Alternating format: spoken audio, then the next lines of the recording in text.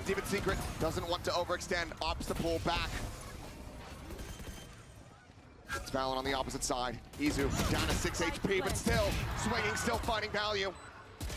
As Meteor finds Trent. A 4v2, a 4v1, Jogamo! The one champion on this stage! Asked to do it all! The lockdown in play! No hope in hell! 16 to 14! The uncrowned kings of a forgotten throne! Backpedaling frantically. As Meteor is able to find an opening. Leaf gonna be taken down. The pit is gone.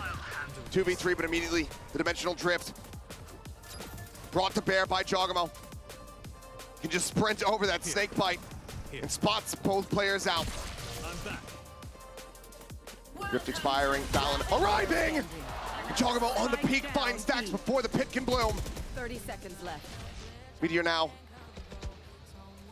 tucked in an alley, away from the site. Jogamo pushed into the back. Some shots flying through the salvos. Meteor able to avoid them, pushes out, finds the first, would have to be an ace clutch. Taps it again, finds another. Just continuing to try to beat the forward Valen. Swinging around the flank, and Meteor pulls off the ace clutch! Slowed all the way down, there's pulled rotations, and Paddy and Nats, a lot to overcome. It's a TP pivot. They had no control of showers when they made this play here, Sen. There's danger. They could have got caught out, and having to use the drone now to clear out through short, still. You can't lose this to Nats. You can't lose this to Nats. But he is definition of a ratty player. He defined it, man. Made it popular. No coverage inside! Nats! God damn! No access to the A site! Showers, and so that makes it feel like the attacking default is over towards A.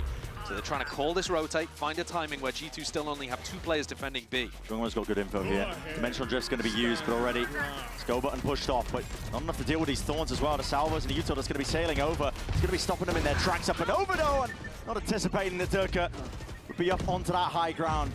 Leaves Leaf into a sticky spot. Try and buy time for the rest of his team to get back into this one here. With 30 seconds left, plan is finally going down. There is no pushback in sight from G2. Just them trying to square up and take these fights. Durka, this guy, not willing to take a step back.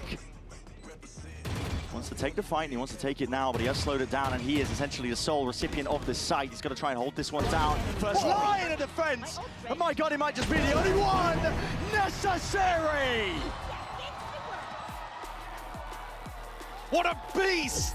And, a little harder to handle, but again, very similar start here. It does look like it's intended to finish C. We still have Sylvan here. We did have that TP taken. There are players on this side of the map. There's a lot of players here. Buzz is going to let them know. That's going to ring the dinner bell. They want in. Sylvan's gone down. They find the side. Smoggy gets caught out. Izu's right there. Trading back and back. T1 trying to hold on, but Kang is tearing them apart.